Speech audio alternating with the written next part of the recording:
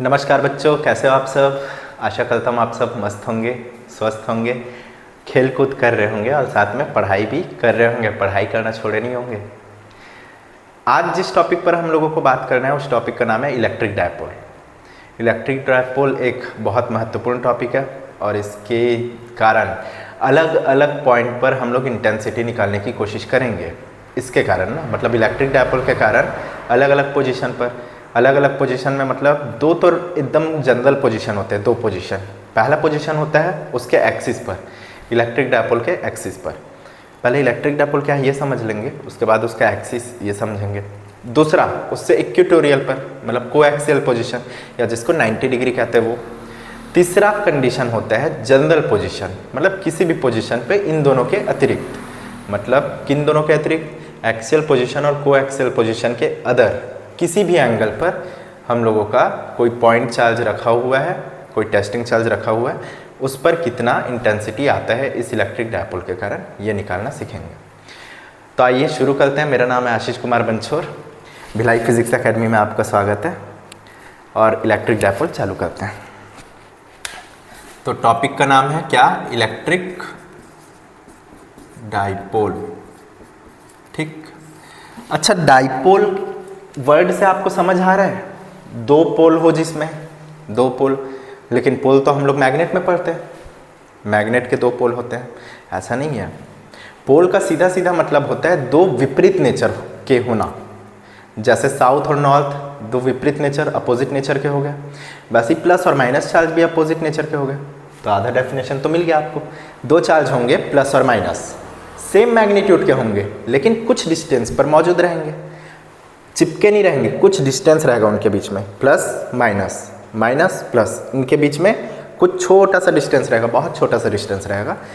तो in pair को एक साथ पढ़ा जाता है इलेक्ट्रिक डायपोल। ठीक है, तो इलेक्ट्रिक डायपोल का डेफिनेशन क्या होगा, two equal charges kept in small distance is called, देखो टू इक्वल चार्जेस लेकिन बट अपोजिट इन नेचर, ये लिख लेना भैया, but opposite in nature are kept in, इसको मैं फिर से लिख दे रहा हूँ, थोड़ा सा मिस्टेक हो रहा है, sorry. Two equal charges in opposite nature are kept in small distance is called electric dipole। ठीक है, वो कहलाता है इलेक्ट्रिक डायपोल। इसका मतलब मान लो यहाँ पर निगेटिव चार्ज है एक और यहाँ पर एक पॉजिटिव चार्ज है, दोनों का मैग्नीट्यूड इक्वल रहेगा, मतलब ये भी Q है ये भी Q है, इनके बीच का डिस्टेंस बहुत छोटा रहेगा। छोटा बोलने का मतलब सेंटर से ये कुछ डिस्टेंस पर रहेगा, उतने ही डिस्टेंस पर, क्योंकि सेंटर है, ये भी रहेगा। ठीक, दोनों के बीच का डिस्टेंस 2L रहेगा और ये डिस्टेंस बहुत छोटा होता है, बहुत छोटा। चार्जेस के बीच में हम लोगों को काम करना है अगर, तो चार्जेस का मैग्नीट्यूड भी बहुत ज़्यादा नहीं होता है, एक चार्ज का मैग्नीट्यूड, तो मैग्नीट्यूड छोटा है तो उनके बीच का डिस्टेंस भी छोटा होना चाहिए, क्योंकि तभी तो ये प्रभाव डाल पाएंगे। अब ये दोनों एक पेयर बन रहे हैं, ये दोनों चार्जेस आपस में एक पेयर बन गए हैं। अब इनका पेयर आगे क्या क्या हम लोगों को प्रॉपर्टीज़ दिखाता है, इसको पढ़ना है हम लोगों को। ठीक, तो सबसे पहले समझ लेते हैं इस इलेक्ट्रिक डायपोल का मोमेंट क्या होता होगा। डायपोल मोमेंट पढ़ा जाता है जिसको, डायपोल मोमेंट। अब ये क्या चीज़ है डायपोल मोमेंट? डायपोल मोमेंट का मतलब होता है इन दोनों चार्ज जो दिख रहा है ना आपको, प्लस और माइनस क्यू, इसका सीधा सीधा प्लस और माइनस क्यू, ये दोनों चार्जेस जो दिख रहे हैं हम लोगों को, इन दोनों चार्ज का मैग्नीट्यूड, इनमें से किसी एक का मैग्नीट्यूड ले लेंगे, ठीक है, और उनके बीच के डिस्टेंस का मल्टीप्लाई कर देंगे। तो डायपोल मोमेंट को कैसे लिखा जाता है फिर, प्रोडक्ट ऑफ, किसका किसका प्रोडक्ट, इधर चार्ज, कोई भी एक charge, and distance between them, ये कहलाता है डायपोल मोमेंट। तो इसको डिनोट किया जाता है P से, ठीक है। तो P क्या होगा, कोई भी एक चार्ज ले लो, उनके बीच का डिस्टेंस हो गया 2L। अच्छा ये बताओ, इनके बीच का डिस्टेंस तो 2L है, लेकिन 2L एक लीनियर डिस्टेंस है क्या, या डिस्प्लेसमेंट कहा जा सकता है क्या? मतलब इन दोनों के बीच का जो डिस्टेंस है वो एकदम लीनियर है, सीधा रहेगा। सीधा रहेगा मतलब फिक्स डायरेक्शन रहेगा, माइनस से प्लस या प्लस से माइनस, फिक्स डायरेक्शन रहेगा। एक इन दोनों के बीच का डिस्टेंस फिक्स डायरेक्शन रहेगा। चाहे आप इधर ले लो तो सीधा हो जाएगा, इस तरफ ले लो सीधा हो जाएगा। समझ रहे हो? इसका मतलब ये तो वेक्टर है भैया, अब ये वेक्टर है लेकिन ये स्केलर है। वेक्टर के साथ किसी भी स्केलर क्वांटिटी का मल्टीप्लाई करोगे तो प्रोडक्ट भी वेक्टर मिलता है। दैट मीन्स डायपोल मोमेंट भी क्या है, वेक्टर क्वांटिटी है। तो डायपोल मोमेंट का आपको मैग्नीट्यूड तो मिल जा रहा है Q इंटू 2L। डायरेक्शन क्या होगा, याद रखिएगा हमेशा डायपोल मोमेंट का डायरेक्शन माइनस से प्लस चार्ज के तरफ रहता है। डायपोल मोमेंट का डायरेक्शन ना, direction of dipole moment is from negative to positive charge, ठीक है। निगेटिव से पॉजिटिव चार्ज की तरफ रहता है किसका, डायपोल मोमेंट का क्या, डायरेक्शन। याद रखिएगा ये इलेक्ट्रिक फील्ड का डायरेक्शन नहीं है, वो उल्टा होता है, प्लस से माइनस। डायपोल मोमेंट का डायरेक्शन हमेशा निगेटिव से पॉजिटिव चार्ज की तरफ होता है, ठीक है। तो ये हुआ अपना डायपोल मोमेंट, ठीक। अच्छा इसका अपना ऐसा यूनिट क्या होगा, क्या लगता है, क्यू का होता है कूलॉम्ब और लेंथ का क्या होता है, मीटर। तो क्या हुआ ऐसा यूनिट, कूलॉम्ब मीटर। डायमेंशन क्या होगा भाई, देखो चार्ज का होता है ए टी और लेंथ का होता है एल, तो क्या बना m0 l t a, ये रहा आपका क्या, डायमेंशन। तो ये होता है इलेक्ट्रिक डायपोल। अच्छा ये जनरली हम लोगों को दिखाई देता है क्या, केमिस्ट्री में भी पढ़ते हैं इस चीज़ को, dipole moment, electric dipole of any molecule, ठीक है। किसी मॉलिक्यूल का डायपोल क्या होता है, डाइइलेक्ट्रिक्स, ये सब पढ़ा जाता है ना उसमें भी। तो एक्चुअल में होता क्या है, जब हम लोग केमिस्ट्री में देखें ना, स्मॉल स्मॉल जो मॉलिक्यूल्स होते हैं, जैसे आपका H2 हो गया, N2 हो गया, ये सब के जो मॉलिक्यूल्स होते हैं ना, एक दूसरे से एकदम सेंटर इनके जो होते हैं, जैसे मान लो ये H हो गया, ठीक है, H मॉलिक्यूल और ये H मॉलिक्यूल, ये दोनों बंधे हुए हैं एक दूसरे से। तो इनका जो सेंटर रहता है ना, इसको ऐसे समझिएगा, देखिए ये H और ये H, ये आपस में ऐसे बंधे रहते हैं, ऐसे टाइप का, ठीक है। तो इनका जो सेंटर होता है वो एक हो जाता है, कोइंसाइड हो जाता है। कोइंसाइड का मतलब एक हो जाता है, एकदम फिक्स, ठीक है। तो जब इनको इलेक्ट्रिक फील्ड में रखा जाता है ना, तो ये थोड़ा सा सेपरेशन दिखा देते हैं इलेक्ट्रिक फील्ड पे। अब उसका रीज़न क्या है, इलेक्ट्रिक फील्ड पर थोड़ा सा सेपरेशन दिखाने का रीज़न, क्योंकि अब जो चार्जेस हैं वो मूव करना चालू कर देंगी। तो जैसे ही थोड़ा सा भी सेपरेशन होगा इनके बीच में, थोड़ा सा सेपरेशन के कारण दोनों सेंटर के बीच में, दोनों चार्जेस के बीच में, इस मॉलिक्यूल और इस मॉलिक्यूल के चार्ज के बीच में जो सेंटर यहाँ पर था ना, उसमें थोड़ा सा डिस्टेंस दिखाई देता है। और वो डिस्टेंस किसका काम करता है, डायपोल मोमेंट का। लेकिन इलेक्ट्रिक फील्ड में रखना पड़ता है इस चीज़ के लिए, ठीक, इस वाले कंडीशन में। तो ये नॉन पोलराइज्ड कहते हैं इसको, नॉन पोलराइज्ड डाइइलेक्ट्रिक। इसको हम लोग डाइइलेक्ट्रिक वाला जो चैप्टर, अगला चैप्टर है ना, पोटेंशियल एंड कैपेसिटेंस, उसमें अच्छे से पढ़ेंगे, ठीक है। दूसरा होता है एक टाइप का, जैसे HCl हो गया, ठीक है, NaCl हो गया। ये सब में क्या होता है, प्लस और माइनस पहले से मौजूद रहते हैं, ठीक है।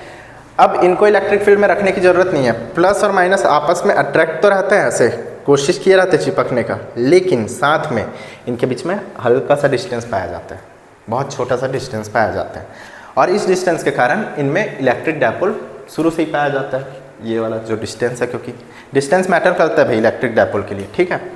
तो ये हुआ आपका इसका थोड़ा सा जानकारी। अब इसके बाद ना, इस इलेक्ट्रिक डायपोल के कारण हम लोग देखते हैं अलग अलग कंडीशन में क्या इंटेंसिटी निकलता है। इंटेंसिटी ड्यू टू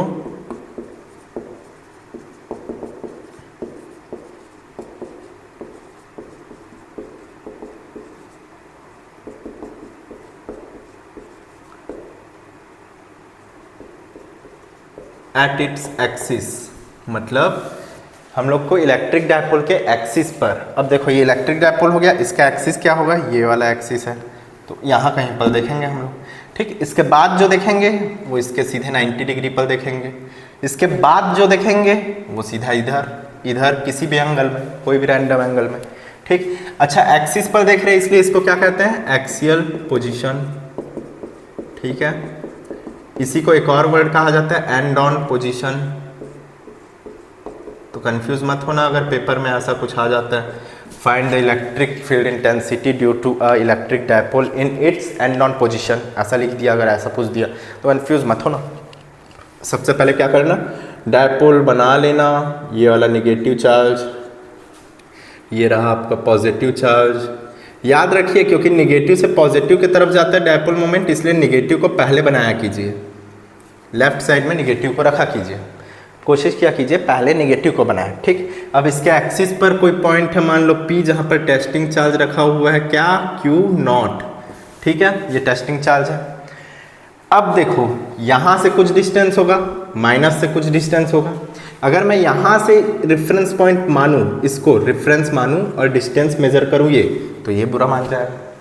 यहाँ से नापूँ तो ये बोलेगा भाई मेरे में क्या कमी है, तो मैं क्या करता हूँ, सेंटर से नाप लेता हूँ डायपोल के, ठीक है। याद रखिएगा सेंटर से नापना है हम लोगों को इस पॉइंट का डिस्टेंस, मान लेते हैं इस पॉइंट का डिस्टेंस है r, यहाँ तक, ठीक है, ठीक है, r डिस्टेंस हुआ। अब इन दोनों के बीच का डिस्टेंस तो आपको पता है क्या होता है, इस तरफ से l सेंटर तक और इस तरफ से l सेंटर तक, ये हुआ डिस्टेंस आपका 2l, दोनों के बीच का डिस्टेंस, ठीक है। चलो ये तो हो गया। अब हम लोगों को देखना है कि इस पूरे पेयर के कारण कितना नेट इलेक्ट्रिक फील्ड इंटेंसिटी पड़ रहा है, किस पर, P पॉइंट पर, ठीक है, नेट इलेक्ट्रिक फील्ड इंटेंसिटी। आपको पता है जो टेस्टिंग चार्ज होता है वो खुद अपने आप में कैसा होता है, पॉजिटिव होता है, यूनिट होता है, मतलब अपने आप में पॉजिटिव लक्षण दिखाता है वो। तो पॉजिटिव चार्ज इसको क्या करेगा, अपने तरफ खींचेगा क्या, नहीं नहीं नहीं, इसको क्या करेगा, बाहर की तरफ भेजने की कोशिश करेगा। तो इसके कारण इंटेंसिटी किस तरफ लगेगा, E प्लस दे देता हूँ ना, प्लस के कारण लग रहा है, तो E प्लस का इंटेंसिटी बाहर की तरफ लग रहा है, ठीक है, आउटवर्ड्स P ऐसा बोल सकते हो। माइनस क्या करेगा फिर, माइनस चार्ज इसको अपने तरफ खींचने की कोशिश करेगा, E माइनस, ठीक है। अब नेट फील्ड इंटेंसिटी निकालना है भैया हमको, सबसे पहले देखते हैं E प्लस क्या लग रहा होगा, E प्लस इसका वैल्यू होगा 1/4 पाई E0। मान लीजिए ये Q है, ये भी Q है, दोनों का सेम है ना, तो Q अपॉन R का, अच्छा कितना डिस्टेंस होगा भाई, पॉजिटिव से देख रहे हैं ना आप, पॉजिटिव चार्ज के कारण, तो पॉजिटिव चार्ज के कारण डिस्टेंस देखोगे जब, तो सेंटर से तो R है और यहाँ से ये L है, हम लोगों को इतना देखना है, तो R में से अगर मैं L को घटा दूँ, R माइनस L, और इस पूरे डिस्टेंस का स्क्वायर, इतना होगा न्यूटन पर कूलॉम, ठीक है, इतना इंटेंसिटी हुआ आपका। तो ये होगा E प्लस चार्ज के कारण, मतलब पॉजिटिव चार्ज के कारण इंटेंसिटी, ठीक, ये हो रहा है। अब E माइनस के कारण एक बार देख ले, क्या E माइनस के कारण कितना हो रहा होगा, 1/4 पाई एब्सोल्यूट नॉट। अगर मीडियम यहाँ पर क्या है, फ्री स्पेस है, तब की बात कर रहे हैं ना हम लोग, यहाँ पर खाली फ्री स्पेस है पूरा, Q अपॉन क्या होना चाहिए भाई, डिस्टेंस R है यहाँ से यहाँ का डिस्टेंस, और L को और ऐड कर दो, तो R प्लस L का स्क्वायर, ठीक है, ये भी न्यूटन पर कूलॉम। अब मुझको बताइए किसका मैग्नीट्यूड ज़्यादा है, क्योंकि मुझको वेक्टर का रिजोल्यूशन चाहिए ना भाई, इंटेंसिटी वेक्टर होता है ये इस डायरेक्शन में, E माइनस भी उल्टे डायरेक्शन में, तो किस तरफ नेट इंटेंसिटी पड़ेगा ये तो मुझे पता करना पड़ेगा ना। तो किसका वैल्यू ज़्यादा है, E प्लस का कि E माइनस का, ध्यान से देखोगे अगर तो E प्लस पे और E माइनस पे ये चीज़ें तो कॉमन है भाई, तो डिपेंड किस चीज़ पे कर रहा है, R minus L square, R plus L square, वो भी रेशियो में है।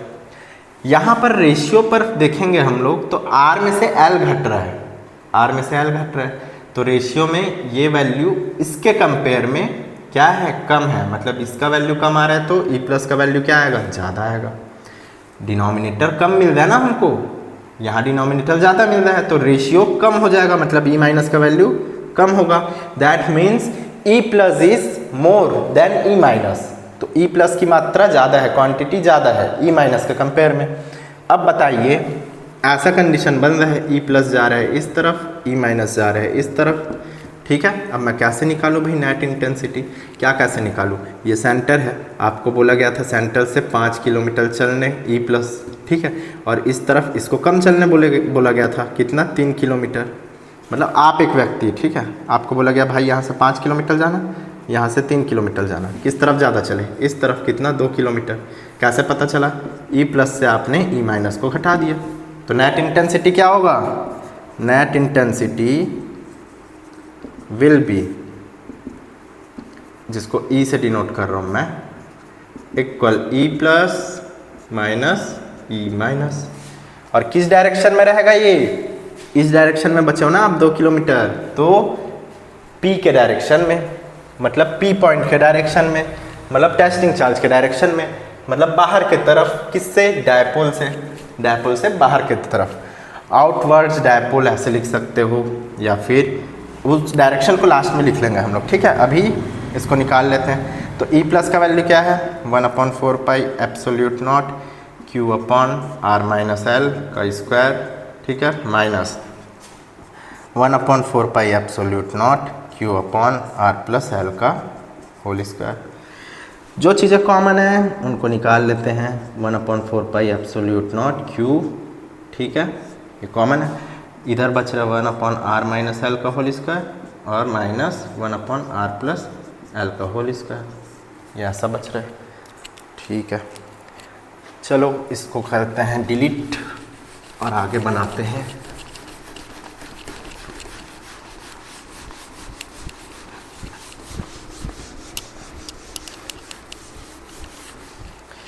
नेट इंटेंसिटी क्या होने का है फिर?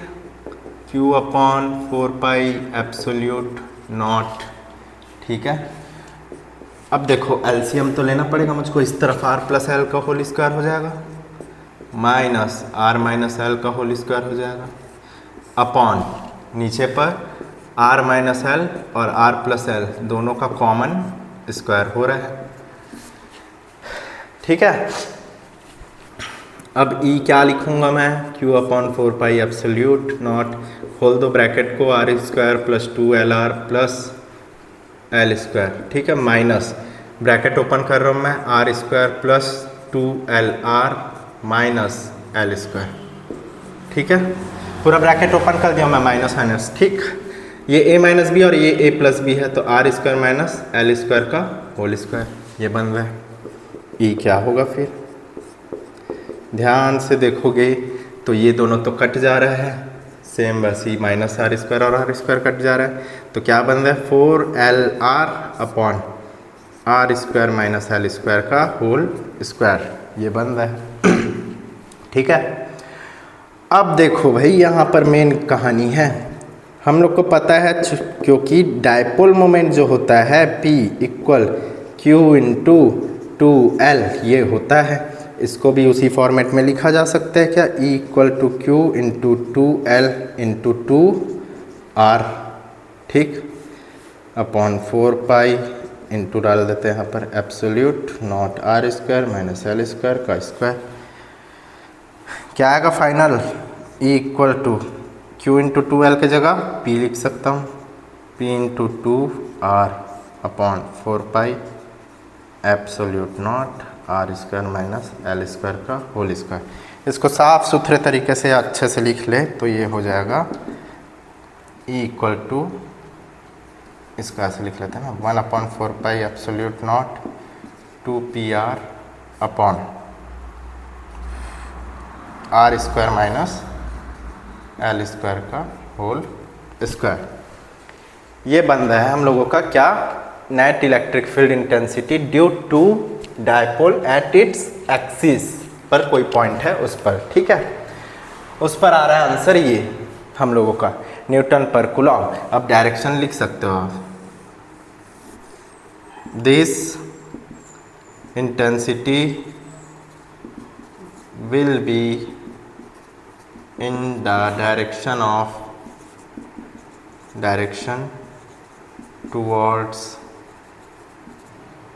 टुवर्ड्स क्या लिखोगे? इसको नाम दे दो ऐसे यार, ओ ए और बी, टूवर्ड्स ए बी के तरफ, ना कि बी ए के तरफ। अंतर होता है ना, ए से बी के तरफ, ऐसा बोल दो आप। ठीक है, अब इस पर हम लोग कुछ ध्यान देते हैं ना, कुछ पॉइंट्स पर ध्यान देते हैं। जैसे 2pr हुआ है अपना, मान लीजिए अगर r की मात्रा ज़्यादा है, r की संख्या ज़्यादा है, सॉरी, मान लीजिए अगर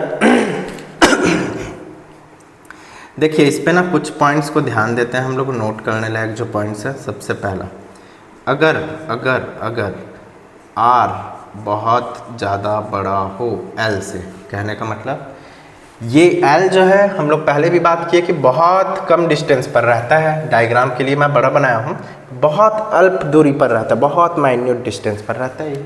ठीक है, mm, माइक्रोमीटर, ये सब में रहता है, ठीक है। और r जो रहता है बहुत दूर पर रहता है। ठीक, तो r की वैल्यू जो है वो बहुत ज़्यादा है l से, ऐसा बोल रहे हैं, ये कंडीशन बन रहा है। तो इस कंडीशन में क्या कर सकते हैं हम लोग, l को नेग्लिजिबल मान सकते हैं क्या, l कैन बी नेग्लिजिबल, मतलब इसको इग्नोर कर सकते हैं। तो इक्वेशन जो 1 बना है उस पर क्या हो जाएगा फिर, r को सॉरी l को इग्नोर करोगे तो 1/4 pi epsilon naught 2pr upon r square का स्क्वायर, मतलब r का 4 टाइम, l को निगलेक्ट कर दो, ये 0 कर दो, तो r का पावर 4 हो जा रहा है। इसको काटोगे तो r का क्यूब हो जाएगा। इसका मतलब e क्या बनेगा ऐसे में, 1/4 pi epsilon not 2p upon, ये बना भाई नेट इंटेंसिटी आपका। ठीक है, ये नेट इंटेंसिटी बन रहा है अगर r की वैल्यू बहुत ज़्यादा है l से तब। दूसरा कंडीशन क्या हो सकता है, नोट करने लायक जो हो, दूसरा कंडीशन हो सकता है अगर इनके बीच में मीडियम कुछ और हो तो, मीडियम कुछ और हो तो मतलब फ्री स्पेस था तब तो आपने एब्सोल्यूट नॉट डाल दिया, ई नॉट डाल दिया। अगर कुछ और मीडियम होगा तो क्या करोगे। दूसरा point, if there is dielectric medium present between, कहाँ पर, पॉइंट एंड डाइपोल, इसके बीच में जो फ्री स्पेस है यहाँ पर, तो क्या करोगे। देखो ये होता है, हमको पता है ये क्या होता है भाई, ये होता है डाई इलेक्ट्रिक मीडियम का परमिटिविटी, इलेक्ट्रिक फील्ड लाइन कितने आसानी से जा सकता है, ये होता है फ्री स्पेस का परमिटिविटी। इसको पढ़े हैं पिछले के लेक्चर्स में, जाकर देख लो, और नहीं तो आगे डाई इलेक्ट्रिक कांस्टेंट जब पढ़ेंगे चैप्टर 2 में तो काम आएगा। यह है डाई इलेक्ट्रिक कांस्टेंट। ठीक है, तो भैया डाई इलेक्ट्रिक आ गया है, तो फिर कैसे इक्वेशन लिखोगे आप, ई नॉट लिखोगे, नहीं, अब ई लिखोगे। ठीक है, नेट इंटेंसिटी चेंज हो जाएगा, सीधे p/r³ लिख देते हैं, ख़त्म करते हैं, ये हो जाएगा इंटेंसिटी उस कंडीशन में। या ये भी लिख सकते हो नेट इंटेंसिटी को ई नॉट के। ठीक, कंफ्यूज नहीं होना, इस वैल्यू को रख दिया मैं यहाँ पर। ठीक है, तो ये 2 कंडीशन बना। तीसरा एक कंडीशन और देखते हैं, यहाँ पर ई की वैल्यू जो है सीधे सीधे r³ हो जा रही है, देख रहे हो ना, E inversely proportional to r³ हो रहा है डायपोल मोमेंट पर, जबकि due to a single point charge क्या रहता था, E inversely proportional to r²। याद है, तो किसका वैल्यू ज़्यादा मिल रहा है, due to a point charge का वैल्यू ज़्यादा मिल रहा है, क्योंकि यहाँ पर एक बार r बढ़ जा रहा है, वो भी नीचे पे, ऊपर बढ़ता तब तो चलो E का वैल्यू ज़्यादा मिल जाता है यहाँ पर। तो डायपोल पर हमेशा क्या मिलेगा आपको, इंटेंसिटी किसी पॉइंट पर कम ही मिलेगा सेम डिस्टेंस के लिए, due to a single point charge. ठीक है, due to single point charge. चलो ये सब पॉइंट्स हुए आपके, तो ये हुआ intensity due to electric dipole at its axis. अब दूसरा कंडीशन क्या है फिर, दूसरा कंडीशन है एट इट्स इक्वेटोरियल या को एक्सिस या को एक्सियल पोजिशन। तो इसको चेंज कर लेते हैं भैया,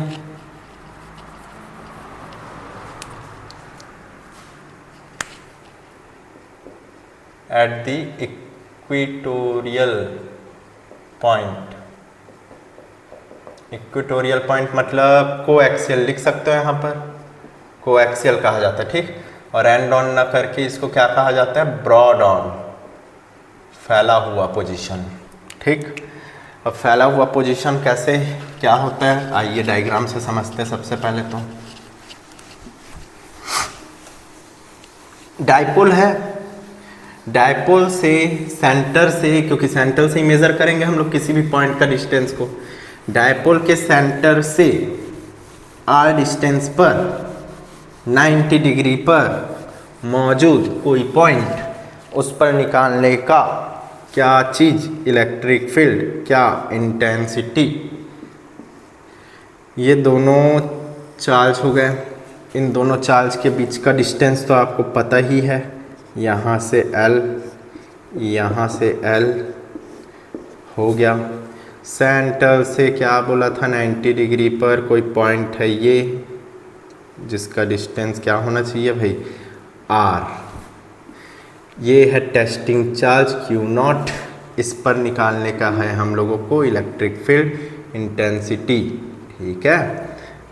तो हम लोगों को क्या करना पड़ता है फिर, यहाँ और यहाँ से भी तो डिस्टेंस पता होनी चाहिए। सेंटर से डिस्टेंस पता होने का क्या मतलब है, कोएक्सियल एक्सियल वाले में भी तो देखे थे ना, इंडिविजुअल चार्जेस से कितना डिस्टेंस है, तो यहाँ से भी देखना पड़ेगा हम लोगों को, इतना डिस्टेंस, इतना डिस्टेंस, ठीक है, यहाँ से भी देखना पड़ेगा। चलो ठीक है, इसको ना थोड़ा सा मिटा देता हूँ मैं, क्या है थोड़ा डायग्राम ना अपन का नीचे से बनाता हूँ मैं। क्या है उसका, यार नेट इंटेंसिटी जब बनाएंगे ना हम लोग तो दिक्कत जाएगा, इसलिए मान लेते हैं यहाँ से ऐसे इस पॉइंट पर है, तो ये डिस्टेंस, ये डिस्टेंस, ये था R, यहाँ से L डिस्टेंस, यहाँ से L डिस्टेंस, ऐसा, ठीक है। चलो अब मुझको बताओ ये वाला डिस्टेंस कितना होगा भैया, ये तो 90 डिग्री बंद है, 90 डिग्री मतलब ये राइट एंगल, 90 डिग्री मतलब ये राइट एंगल, तो पाइथागोरस के द्वारा हम लोग निकाल सकते हैं R square plus L square का अंडर रूट होगा ये वाला, क्योंकि हाइपोटेनियस है, ये भी R square plus L square का अंडर रूट होने का है, ठीक है। अब पॉजिटिव चार्ज के कारण इम्पैक्ट कैसा पड़ेगा, ये क्या था, टेस्टिंग चार्ज था Q0 P पॉइंट पर, ठीक है। तो टेस्टिंग चार्ज भी पॉजिटिव होता है, तो पॉजिटिव के कारण ये तो बाहर रिपेल करने का काम करेगा, तो E प्लस किधर लग रहा है, आउटवर्ड डायरेक्शन में, ठीक है। माइनस तो अपने तरफ अट्रैक्ट करने की कोशिश करेगा भैया, अपोजिट चार्ज है, अपोजिट चार्ज को लाने की कोशिश करेगा, तो E माइनस इधर बंद है, ठीक। कंसीडर करते हैं यहाँ से थीटा एंगल, और सेम यहाँ से भी उतना ही एंगल रहेगा। क्यों उतना एंगल रहेगा, क्योंकि ये सेंटर पॉइंट से गया है ये चीज़, और सेंटर पॉइंट पर कोई भी पॉइंट अगर आप डिज़र्व कर रहे हैं, कोई भी पॉइंट को आप नोट डाउन कर रहे हैं, तो वो यहाँ से और यहाँ से सेम क्या करता है, एंगल बनाता है, ठीक है। अब ये दोनों एंगल को जोड़ोगे तो कितना बनेगा, 2 थीटा, है ना, सेम सेम एंगल है 2 थीटा, और ये तीनों एंगल्स को जोड़ोगे तो 180 डिग्री होना चाहिए, क्लियर है। यहाँ पर लीनियर पेयर बनेगा, ये पूरा लीनियर पेयर बनेगा 180 डिग्री, तो ये एंगल क्या होगा फिर, ये एंगल जो भी रहे हमको क्या है, ये वाला एंगल क्या हो जाएगा, 2 थीटा होगा, क्या सोचिए तो एक बार, होगा।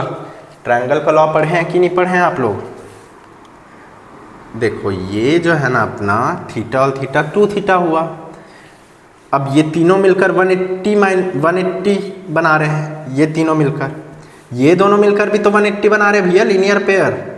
दोनों में कॉमन क्या चीज़ है, तीनों वाले में ये कॉमन है, दोनों में भी ये कॉमन है। बोलने का मतलब ट्रायंगल को जब ऐड कर रहे हैं, चलो इसको ना ऐसे समझ लो, ये एक्स एंगल है मान लो, ठीक। तो x प्लस 2 थीटा क्या होना चाहिए फिर, x इक्वल क्या होना चाहिए, 180 से 2 थीटा को घटा लो, ठीक है।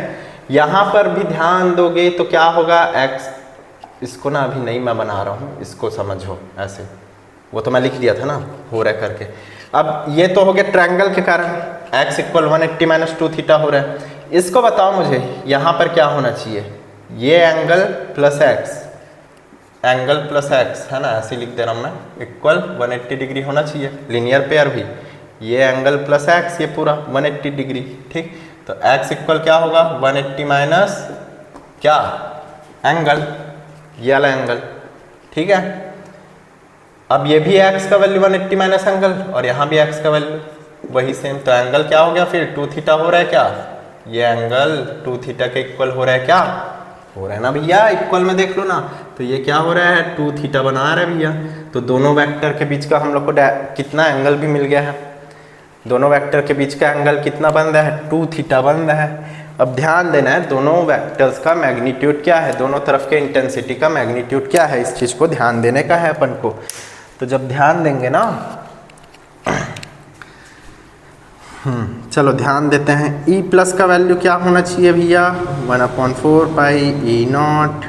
ठीक है, Q अपॉन क्या होना चाहिए R square plus L square का क्या अंडर रूट है, इनके बीच का डिस्टेंस, उस पूरे का क्या स्क्वायर। तो इसको मैं अंडर रूट को सीधा काट देता हूँ ना, क्यों लिखूँगा। ठीक है, ये सीधा R square plus L square. ठीक है, ये हो रहा है। E माइनस का वैल्यू क्या होगा, ध्यान से देखो, फ्री स्पेस है ना, Q upon R square plus L square. अरे दादा ये तो सेम आ रहा, E प्लस और E माइनस सेम आ रहे हैं, देख सकते हैं अपन लोग E प्लस का वैल्यू E माइनस के वैल्यू के सेम है, एकदम डिट्टो। इसके मतलब इस तरफ जितना लग रहा है उस पर, इस तरफ भी उतना ही लग रहा है उस पर। ठीक है, तो दोनों वेक्टर्स का वैल्यू समान हो गया, दोनों के बीच का एंगल 2 थीटा हो गया। तो रिजल्टेंट कितना होगा फिर निकाल कर देखें क्या, रिजल्टेंट या नेट इंटेंसिटी। याद कीजिए जब आप लोग वेक्टर रिजॉल्व करते थे तो कैसे लिखते थे, E equal to under root of A square plus B square plus 2ab, याद आ रहा है कुछ, कॉस थीटा, इनके बीच का एंगल 2 थीटा है तो 2 थीटा लिख रहा हूँ मैं, याद आ रहा है ना। रिजल्टेंट कैसे लिखते थे भैया, पैरेललोग्राम से निकालते थे ना हम लोग, R equal to A square plus B square plus 2ab cos theta. तो यहाँ पर A क्या है, E प्लस है, B क्या है, E माइनस है, कंसिडर कर सकते हैं 2E plus E minus cos 2 theta, दोनों वेक्टर के बीच का एंगल, यही रहता था ना, याद करो, यहाँ से जाता था A B, याद नहीं आ रहा, पढ़ नहीं रहे हो। चलो अब क्या होने का है, फिर डालते जाने का है वैल्यू। पहले ना उसको अच्छे से रिजॉल्व कर लेते हैं हम लोग, किसको, इसको, ये जो लास्ट में आ रहा है अपना अभी, इसको पूरा जो जो पॉइंट्स आ रहे हैं इनको लिख लेते हैं जल्दी जल्दी। जैसे देखो नेट इंटेंसिटी आगे क्या होने का है, E equal under root of, अब भैया E प्लस के जगह आप E माइनस लिखो या E माइनस के जगह E प्लस लिखो, एक ही मतलब है। तो मैं E प्लस ही बस लिख कर चल रहा हूँ, E प्लस का स्क्वायर प्लस E प्लस का स्क्वायर, सब जगह E प्लस रहेगा, प्लस 2E प्लस का स्क्वायर कॉस 2 थीटा, लिख सकते क्या ऐसा, E प्लस का स्क्वायर। E इक्वल क्या होने का है फिर अंडर रूट ऑफ, ये देखो फिर से 2 ठोक E प्लस का स्क्वायर हो जा रहा है, प्लस 2E प्लस का स्क्वायर कॉस 2 थीटा। अब देखो यहाँ से मैं ले सकता हूँ क्या, किस चीज़ को common, 2 time of E plus का स्क्वायर को कॉमन ले लो, इसको कॉमन लिया तो क्या बच रहा है 1 प्लस कॉस 2 थीटा, ये बच रहा है अपना। ठीक है, 1 प्लस कॉस थीटा 2 थीटा को अपन लोग कुछ कर सकते हैं क्या, इसका काम कर सकते हैं बिल्कुल। देखो भैया कॉस 2 थीटा का ना फॉर्मूला होता है ये cos square theta minus sine square theta, याद कर लो अच्छे से काम आएगा। 1 plus cos square theta minus sine square theta, ये लिख सकते हैं क्या, जी बिल्कुल लिख सकते हैं भैया, cos square theta minus sine square theta. यहाँ पर ध्यान दोगे तो 1 से घटा रहे किस चीज़ को, माइनस साइन स्क्वायर थीटा, क्या होता है,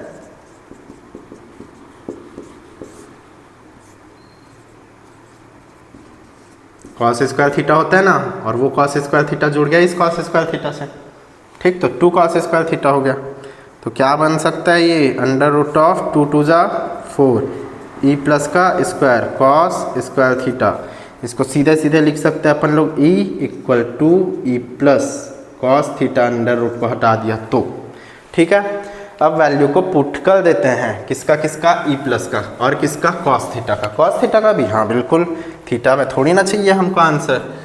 ई इक्वल टू क्या होगा फिर, 2 टाइम ऑफ ई प्लस का वैल्यू रख रहा हूँ ना पहले तो मैं। ई प्लस क्या है, 1/4 पाई ई नॉट, ठीक है, Q upon are square plus L square, ठीक। इसको 2 टाइम कर देता हूँ अब, ये 2 है ना, 2 ई प्लस हो गया, 2 ई प्लस, चलो ठीक है। अब ये कॉस थीटा क्या होना चाहिए फिर, अब फाइंड आउट करो भाई कॉस थीटा को, यहाँ से कहीं से भी, किसी भी ट्रायंगल को ले लो। कॉस थीटा क्या होता है, cos theta equal base upon hypotenuse होता है ना, तो बेस क्या है यहाँ पर, एल, ये बेस है ना, ये देखो एल। हाइपोटेनियस क्या है, under root of are square plus L square. तो कॉस थीटा के जगह मैं इस वैल्यू को रख सकता हूँ क्या, यहाँ पर 2 कॉस थीटा बन रहा है ना, कॉस थीटा का वैल्यू रख सकता हूँ ये 1/4 pi E naught 2 times of q r square plus L square l upon under root of are square plus L square. Cos theta की जगह ये वैल्यू रख दिया। इसको ऐसे लिख सकते हैं क्या,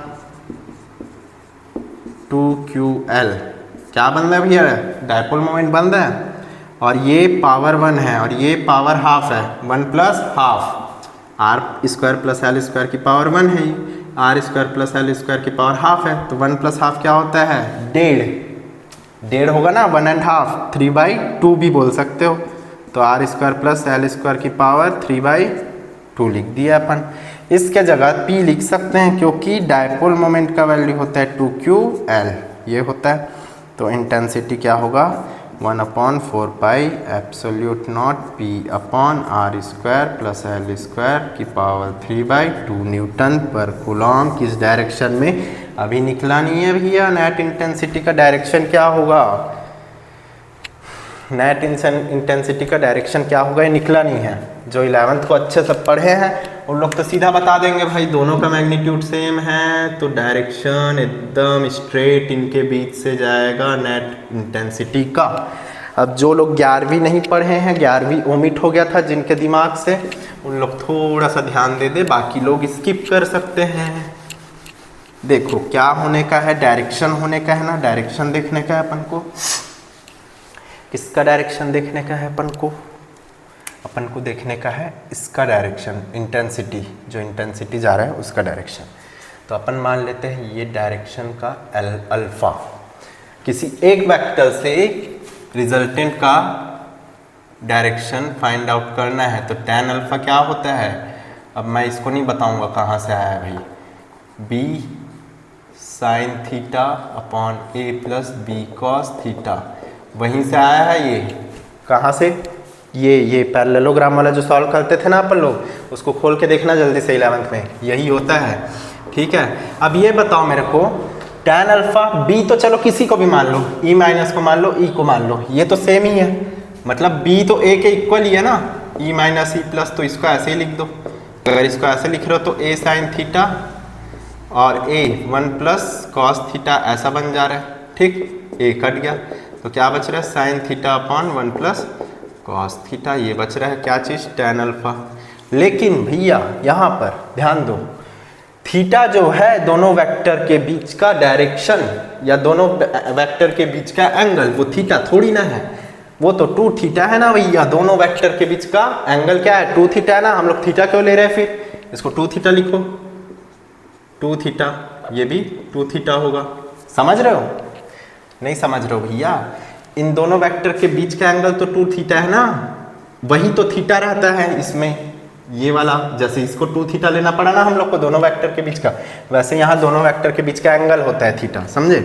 तो tan अल्फा इक्वल क्या होगा फिर, साइन 2 थीटा का फॉर्मूला ये होता है, 1 प्लस कॉस 2 थीटा का cos square theta minus sine square theta, ये होता है। इसी को आगे सॉल्व करोगे तो tan अल्फा आएगा 2 साइन थीटा कॉस थीटा, इसका मतलब 1 प्लस क्या, अच्छा ये देखो 1 माइनस साइन स्क्वायर थीटा क्या हो जाएगा, कॉस स्क्वायर थीटा, और उसमें एक और कॉस स्क्वायर थीटा जोड़ जाएगा तो क्या हो जाएगा, ये क्या बन रहा है भैया, tan alpha equal to tan theta, मतलब अल्फा इक्वल टू थीटा। इसका मतलब ये अगर 2 थीटा है तो थीटा क्या होगा, इसका जस्ट आधा, मतलब इसको जो बाइसेक्ट कर रहा होगा, बराबर भाग में बांट रहा होगा वो, तो अल्फा इसको बराबर भाग में बांट रहा है और यही थीटा है, मतलब आधा एंगल उसका।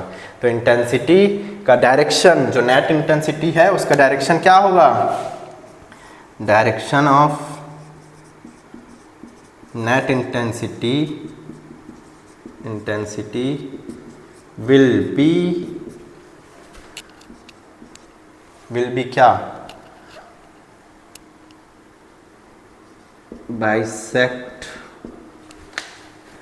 बाइसेक्ट करेगा दोनों वेक्टर्स को।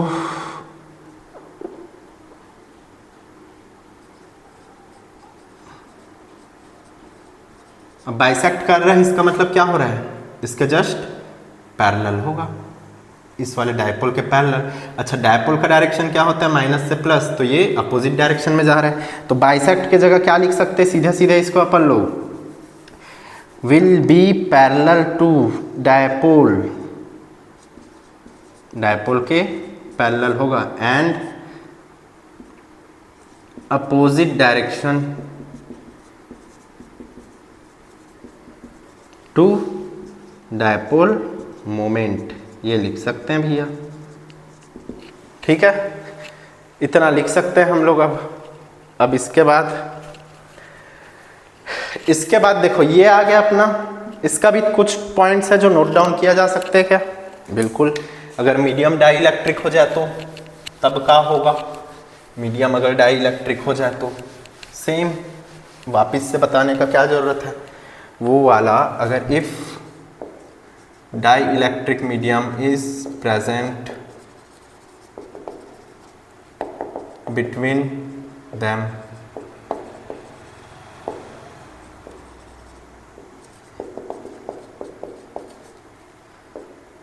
डायपोल एंड ऑब्जर्वेशन पॉइंट के बीच में अगर मौजूद हो क्या चीज़, डाइलेक्ट्रिक मीडियम, तो क्या हो जाएगा, आपको पता है E equal to E naught के, तो सीधे लिख दो भैया E equal to 1/4 pi epsilon naught P upon क्या होगा E नॉट के, ऐसा लिखना पड़ेगा ना आपको, और R² प्लस L² की पावर 3/2। दूसरा कंडीशन, अगर इफ़ R फिर से बहुत ज़्यादा हो जाए L के कंपेयर में, जो कि ऑब्वियस होता ही है, मोस्ट केसेस में ऐसा चीज़ होता ही है, तो क्या हो जाएगा, L को निगलेक्ट कर सकते हैं, और L जैसे ही निगलेक्ट होगा R² की पावर 3/2 हो जाएगा। इसको गैप कर दो, तो R² की पावर 3/2 मतलब R का क्यूब होने का है, तो ये बनेगा इंटेंसिटी। इसको ऐसे लिख दो, इसको ऐसे लिख दो वेक्टर के फॉर्म में। ठीक है, अच्छा वेक्टर, अच्छा रुको, इसको वेक्टर के फॉर्म में भी लिख लेते हैं, चलो ठीक है। इसको वेक्टर के फॉर्म में, in vector format E equal क्या हो जाएगा, 1/4 pi epsilon naught P vector R cube.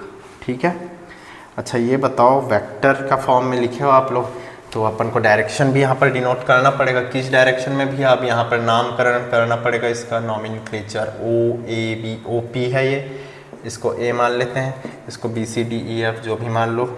ठीक है, तो किस डायरेक्शन में जा रहा है, P टू A के डायरेक्शन में, इसको ऐसे लिख सकते हो PA कैप। ये P डायपोल मोमेंट नहीं है भैया, याद रखना। डाउट जा रहा है तो इसको कुछ और नाम दे दो भैया, F दे दो, F और A ऐसा दे दो, कंफ्यूज मत होना फिर बाद में, FA कैप। ये हुआ। अब एक एकदम मुख्य पॉइंट पर आते हैं। ठीक है, इसके बाद 1-2 न्यूमेरिकल देख लेंगे हम। एकदम मुख्य पॉइंट पर आएंगे हम लोग। एकदम मुख्य पॉइंट क्या है, हम लोगों ने दोनों का देखा है ना, दोनों इलेक्ट्रिक फील्ड इंटेंसिटी देख लिया, किसके कारण, एक तो एक्सियल पोजीशन और दूसरा कोएक्सियल पोजीशन। रिलेशन देख ले क्या दोनों के बीच में क्या है, relation between coaxial and axial condition का, उनके बीच में क्या रहता है। मान लेते हैं ई एक्सियल लिख लेता हूँ मैं ना, इसका वैल्यू क्या आ रहा था, पन्ना पलट के देख लो, ऐसा कुछ आ रहा था। ठीक है, अगर आर बहुत ज़्यादा एल से, और कोएक्सियल को इक्वेटोरियल भी बोलते हैं, तो ई क्यू लिख दिया हूँ मैं 1/4 pi epsilon not are cube ई हुआ। दोनों के बीच में क्या रिलेशन बन रहा है भैया, एक चीज़ बताओ मेरे को। देखो ये पी आर क्यूब है ना सिंगल, एक चीज़ बताओ मेरे को, ये P2 को बस छोड़ दे रहा हूँ मैं, क्या बन रहा है 1/4 pi epsilon not P/r³ equatorial. तो ई एक्सियल क्या हुआ फिर 2 टाइम्स ऑफ ई इक्वेटोरियल हो रहा है क्या? जी हाँ, इसका मतलब एक्सियल पोजीशन पर सेम डिस्टेंस पर वैल्यू हमेशा दुगना होता है इक्वेटोरियल के सेम डिस्टेंस पर किसी एक टेस्टिंग चार्ज को रखे जाने पर। अगर आर डिस्टेंस पर मैं रखा हुआ हूँ कोई टेस्टिंग चार्ज, तो यहाँ से आर डिस्टेंस पर रखा गया टेस्टिंग चार्ज यहाँ से मतलब सेंट्रल से ज़्यादा पाया जाएगा, 2 टाइम डबल हो जाएगा उसका। तो अब अगर आपको क्वेश्चन देता है ऐसा कि मान लो कोई पॉइंट दिया हुआ है आपको, मान लो, चलो हम लोग बनाते हैं यार क्वेश्चन, एक क्वेश्चन बनाते हैं। उसमें क्या कर देंगे हम लोग, एक न्यूमेरिकल लेते हैं, उसमें 2 चार्ज दे देते हैं, इतने इतने का है ऐसा टाइप का, और उनके बीच का डिस्टेंस कुछ दे देते हैं। अब बोलते हैं उन दोनों के बीच का डिस्टेंस ना, मान लो जैसे क्वेश्चन लिख लो यहाँ पर, 2 charges of 5 microcoulomb and -5 microcoulomb are kept in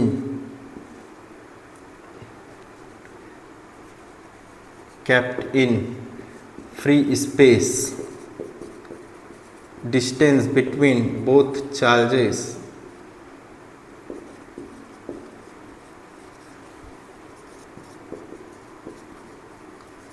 is 5 mm, 5 mm का है दोनों चार्ज के बीच का डिस्टेंस, ठीक है।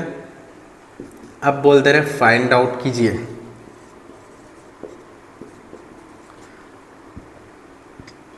Electric field intensity due to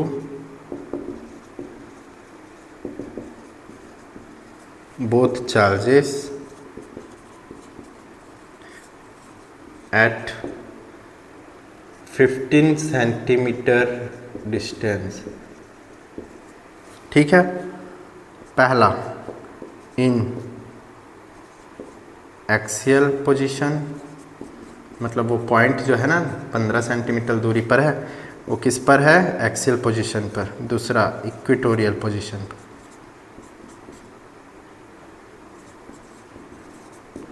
चलो भैया फाइंड आउट करो फिर इस क्वेश्चन से। चलो इंटेंसिटी निकालने की कोशिश करते हैं। सबसे पहले तो अपन देख लेते हैं ये चीज़, न्यूमेरिकल है यार, थोड़ा मिटा देता हूँ इसको, बड़ा रहेगा वो।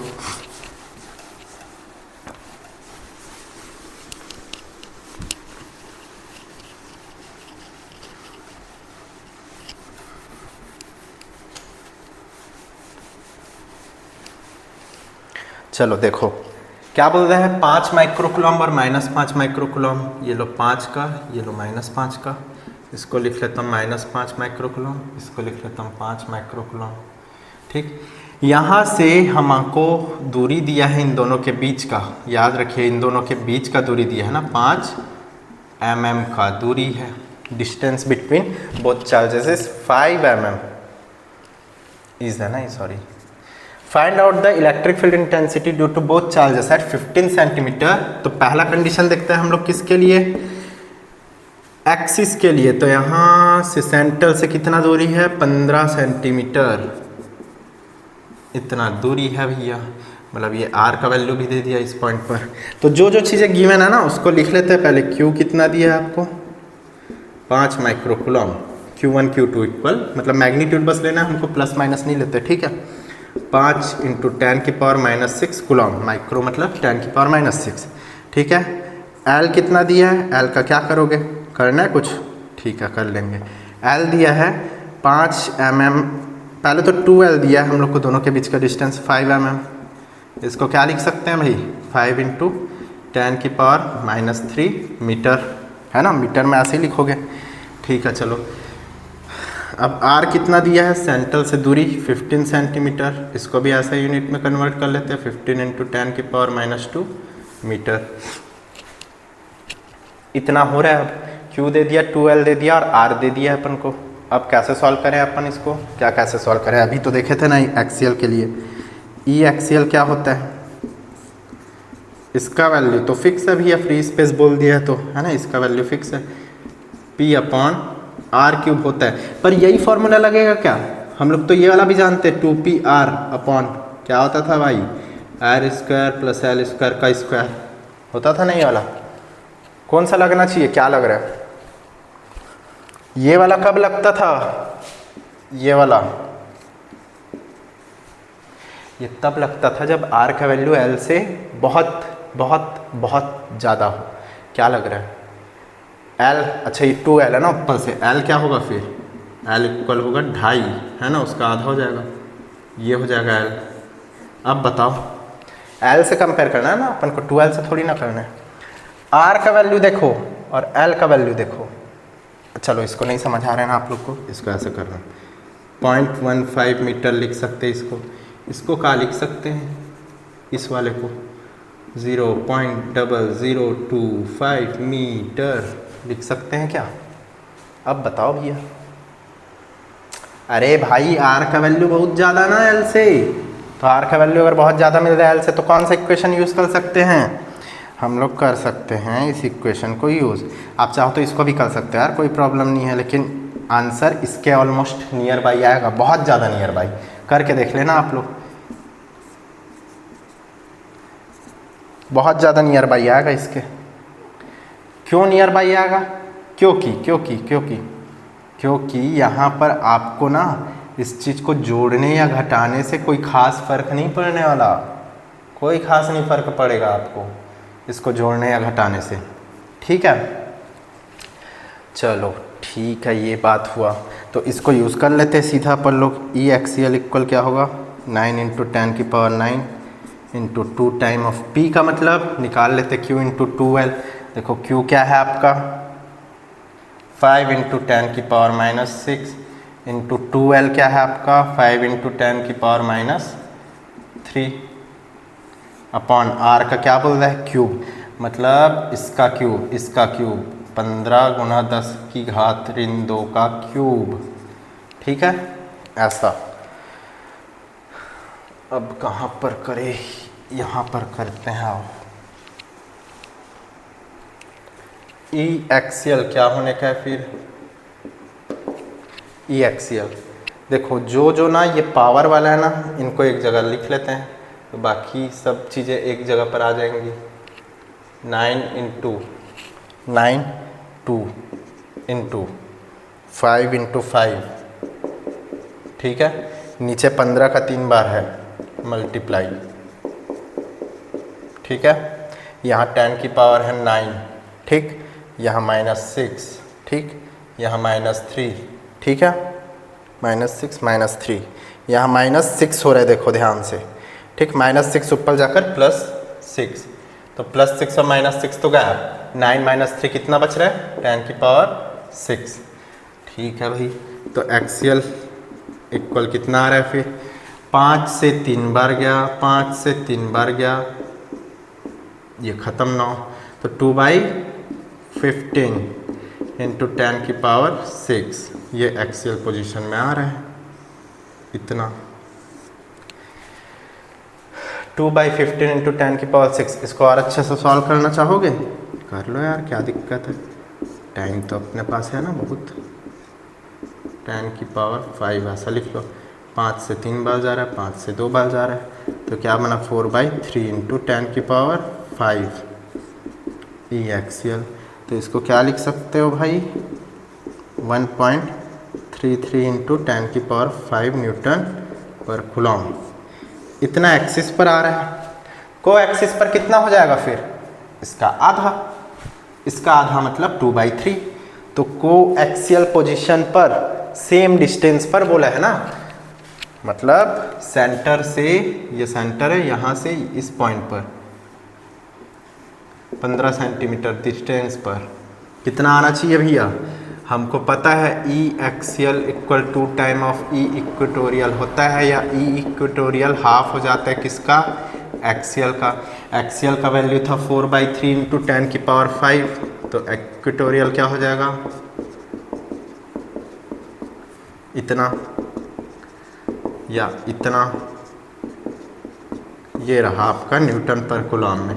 डायरेक्शन को बता देना भैया, ये किस डायरेक्शन में रहेगा, पैरेलल टू डायपोल मोमेंट, या डायपोल के पैरेलल में but opposite direction to dipole moment. ये हो गया, इसका डायरेक्शन बता दिया, ठीक, न्यूटन पर कूलम में। इसका डायरेक्शन क्या होगा, टूवर्ड्स, किसके टूवर्ड्स, पॉइंट दे देना भैया ओ पी, या फिर इसको ऐसे भी लिख सकते हैं डायपोल के डायरेक्शन में, टूवर्ड्स डायपोल मोमेंट, खत्म, ठीक। इस टाइप के रहते हैं न्यूमेरिकल। अब अगले लेक्चर में हम लोग देखेंगे किस चीज़ को, अगले लेक्चर में हम लोग देखेंगे जनरल पोजीशन पर डायपोल से किसी जनरल पोजीशन पर इंटेंसिटी कितना आता है, ठीक है। आज का लेक्चर लंबा था, काफ़ी लंबा था, हम लोग यहीं पर रोकते हैं आज का लेक्चर को। दोनों चीज़ें देख लिए हम लोग, काफ़ी अच्छे तरीके से समझे। आशा करता हूँ आपको ये वीडियो पसंद आया होगा, काफ़ी अच्छे से समझे होंगे हम लोग, आप लोग। नेक्स्ट क्लास में हम लोग जनरल पोजीशन पर बात करेंगे और कुछ न्यूमेरिकल सॉल्व देख लेंगे, इससे भी रिलेट करके देख लेंगे चीज़ों को। तो मिलते हैं, थैंक यू।